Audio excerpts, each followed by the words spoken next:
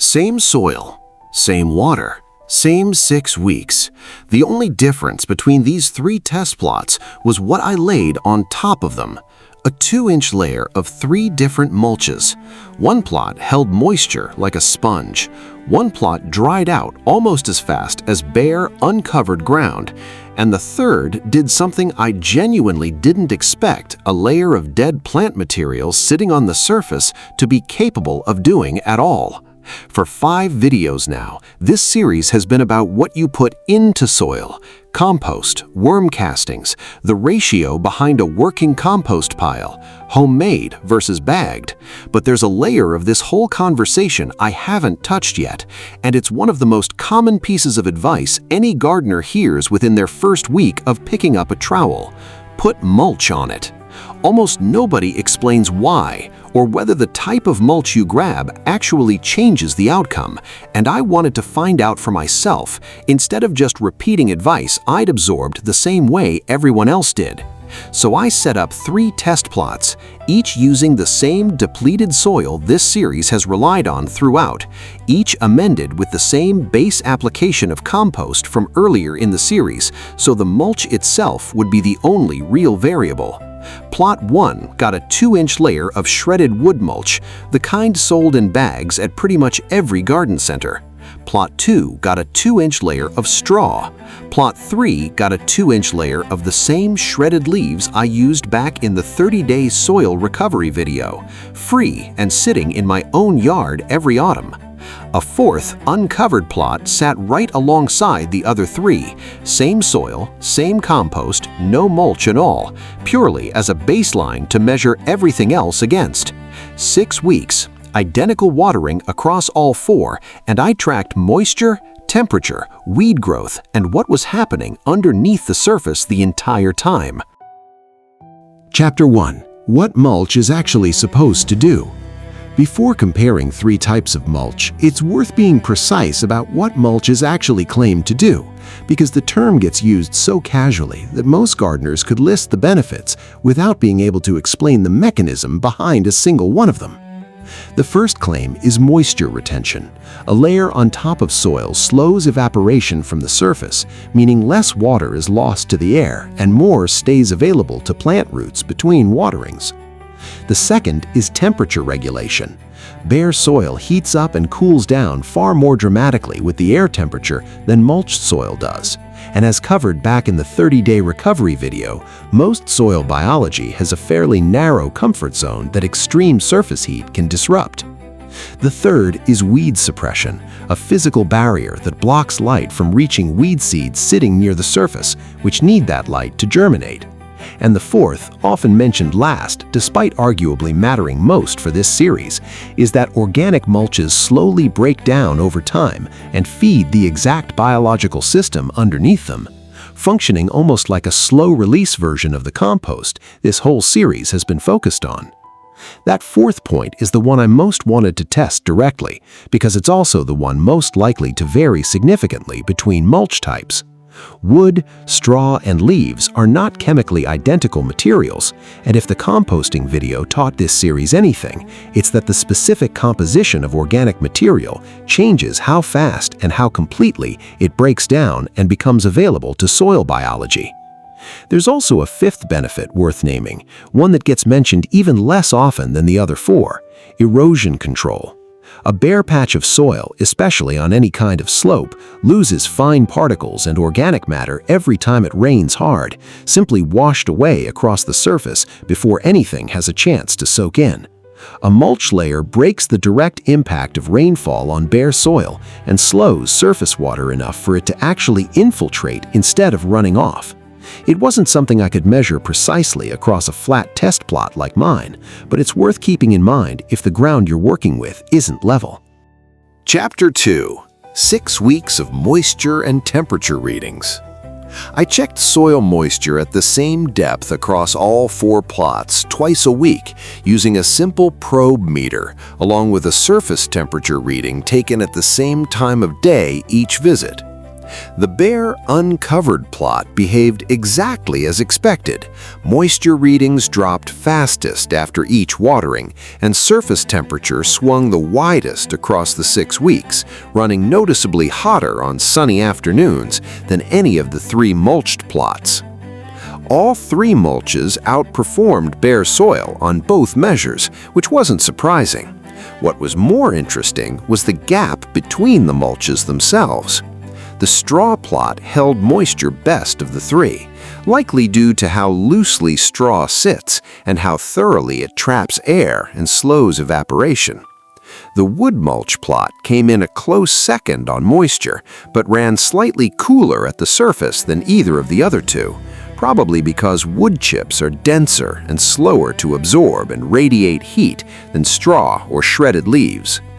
The shredded leaf plot held moisture reasonably well, too, not quite matching straw, but comfortably ahead of bare soil, and its temperature readings tracked closely with the wood mulch plot. On these 2 measures alone, moisture and temperature, all 3 mulches were doing their job. The real differences showed up somewhere else entirely. Chapter 3. What was happening underneath? At the end of the 6 weeks, I pulled back each mulch layer and ran the jar test on the soil directly beneath it, the same test this entire series has leaned on from the very first video. The soil beneath the shredded leaf mulch showed the clearest change. The organic band in the jar was visibly thicker than it had been at the start of the test, and when I squeezed a handful, it held together in loose, crumbly clumps rather than falling apart, a texture change consistent with active biological breakdown happening right at that soil mulch boundary. The soil beneath the straw mulch showed a smaller but still real increase in that organic band, along with a faint but noticeable improvement in smell and texture compared to the bare plot.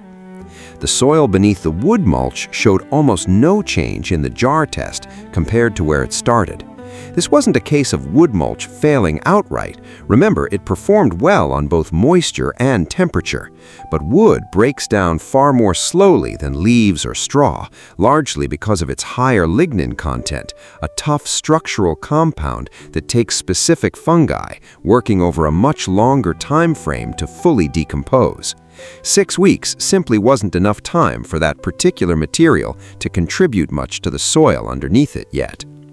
There was one more detail worth mentioning, honestly. The soil directly beneath the wood mulch plot showed a very slightly weaker nitrogen signal than the bare, uncovered control plot. Not dramatic, but measurable using a basic nitrogen test strip. This lines up with something composting guides mention in passing, but rarely explain clearly. As soil microbes begin breaking down a carbon-heavy material like wood, they temporarily draw nitrogen out of the surrounding soil to fuel that process, a phenomenon sometimes called nitrogen tie-up. It corrects itself over time as the wood fully breaks down and releases that nitrogen back. But in the short term, especially for young or nitrogen-hungry plants, it's a real trade-off worth knowing about before you spread a fresh layer of wood chips right up against a seedling's stem. This is exactly why the general advice you'll hear about wood mulch, keep it a few inches away from the base of any stem and don't work it directly into the soil the way you would compost, actually makes sense once you understand the mechanism behind it. Left sitting on top of the soil, breaking down slowly at the surface, wood mulch is genuinely useful and low risk. Mixed directly into the soil, where it competes hardest for plant roots for that same limited nitrogen, it becomes a real liability instead of a benefit. Chapter 4. Weeds and the one mulch that underperformed. Weed suppression was the most visually obvious result of this entire test, and it's worth covering on its own, separate from the soil chemistry. The bare plot predictably had the most weed growth by a wide margin over 6 weeks. All 3 mulches reduced weed growth significantly compared to bare soil, which confirms the basic light-blocking mechanism works regardless of which material you're using. But the straw plot underperformed the other 2 mulches specifically on this measure, and the reason became obvious once I looked closely. Straw, especially if it isn't packed as tightly or applied as thickly as wood chips or shredded leaves, leaves small gaps that let some light through, and a few weed seeds manage to establish through those gaps over the 6 weeks. It's a small trade-off against straw's strong moisture performance, but a real one, and exactly the kind of detail that only shows up when you actually run a side-by-side test, instead of trusting a single blanket recommendation. So, even within Mulch works, there's a genuine trade-off between the 3 materials tested here. Straw wins on moisture, but loses a bit on weed suppression. Wood wins on weed and moisture, but contributes almost nothing to soil biology in the short term and briefly ties up nitrogen. And shredded leaves land in the middle on moisture and weeds, while clearly winning on feeding the soil underneath. Before we get into the final read on this test, if you're finding this series useful, hit subscribe and turn on notifications so the next video shows up the moment it's live. We're 6 videos into 10 now, and there's still real ground left to cover. Back to the results. Chapter 5: Choosing the Right Mulch for the Job. After 6 weeks and 4 side-by-side plots, I don't think there's a single best mulch coming out of this test. There's a best mulch for a specific goal, and knowing which goal you actually care about is the real decision. If the priority is rebuilding depleted soil, the way this entire series has focused on, shredded leaves are the clear winner here. Free, effective at moisture and temperature control, and the only one of the 3 that showed a measurable improvement in the jar test after just 6 weeks. If you've got trees on your property or access to bagged leaves your neighbors are throwing away every autumn, this is very likely your best option, and it costs nothing. If the priority is maximum moisture retention, particularly useful in a hot, dry climate, or for a bed you can't water as often as you'd like, straw earned its place, with the trade-off of slightly weaker weed suppression that a thicker application would likely correct.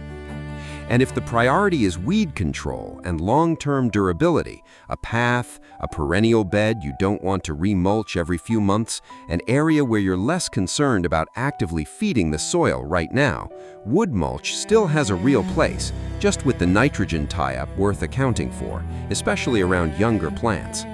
None of these are wrong choices, they're just different tools, and this series exists to show you the actual trade-offs instead of a single piece of advice repeated without explanation. 3 mulches, 4 plots, 6 weeks, and the real finding wasn't that mulch works. Every gardening resource already tells you that. It's that which mulch you choose changes what you're actually optimizing for, and almost nothing explains that clearly before you're standing in the garden aisle with 3 bags to choose from. If you're following this series to rebuild a struggling patch of ground, shredded leaves are the mulch to reach for first, and they're very likely already falling in your own yard for free. If your priority is different, water retention in a hot climate, or long-term weed control in a path or bed, straw or wood mulch each earn their place too, as long as you know the trade-off you're accepting. In the next investigation, I want to bring several threads from this entire series together and run one combined test, the winning compost recipe applied with the winning mulch on the original dead corner of my yard that started this whole curriculum. 6 videos of individual findings finally combined into one real result on the soil that got us all here. If you want the full moisture and temperature data from all 4 plots in this test, it's laid out in the Soil Intelligence Handbook, linked in the description below. See you in the next video. Happy gardening!